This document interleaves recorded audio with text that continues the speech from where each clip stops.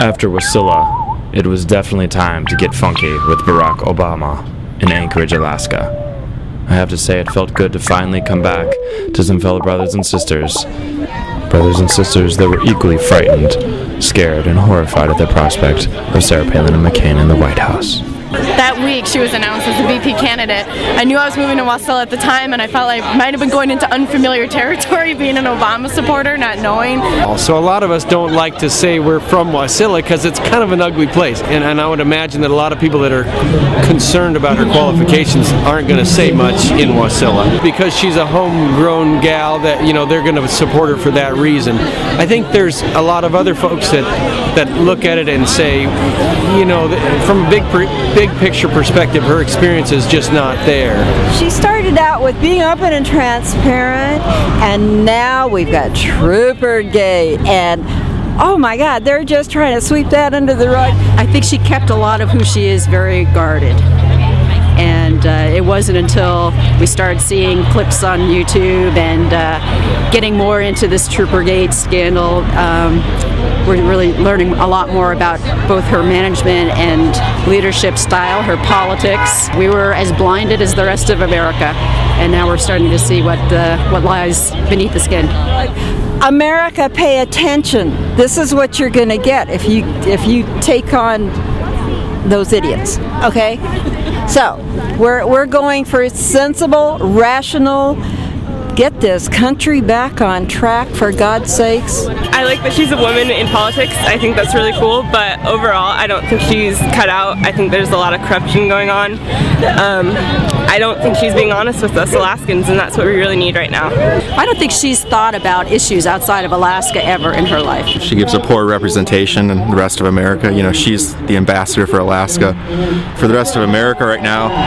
And she makes us all look dumb when she can't talk about what's going on in the rest of the world, when she can't name the Supreme Court, even though she was involved in Supreme Court cases as of 3 months ago. She can't name magazines that she reads in the Matsu Valley Frontiersman, her hometown. It's just, it's embarrassing. She's a poor representation, and the rest of America thinks about gun folk up here in Alaska as being her, and I would suspect that she doesn't know anything about guns or anything about gun struggles. She's just a poster child for it because she looks good shooting an M16 in Kuwait. Palin has been kind of a governor in absentia. I mean, she has other people, she delegates other people, and the people that she doesn't like are ushered out the door just as quickly as possible, regardless of whether their views are good or not, and whether or not the people support them. So, no, she is very partisan, and she's very abusive. I truly think abusive of her powers. So she makes the perfect Republican. Oh, God. I'm afraid so. She doesn't seem to be very thoughtful. And she doesn't seem to get good advisors around her, and that's very worrisome if somebody doesn't have natural ability themselves. So she makes the perfect Republican. Well, no, I can't say that. I know some smart Republicans, but she's not one of them. Her message isn't very deep. It's more, it's maybe a broad message, but not a deep message. But I don't think she deserves to be in Washington, D.C., and, a lot of Palin power surrounds the valley, but you just look past it and come to events like this today where you can support your real candidate. We certainly need a change, and we need a change towards, I like the idea of the hope and the community leadership that Obama provides. He's going against the war, he's providing education, and he's going to change people's lives. You've just torpedoed us with that $700 million bailout. I cannot even see the bottom.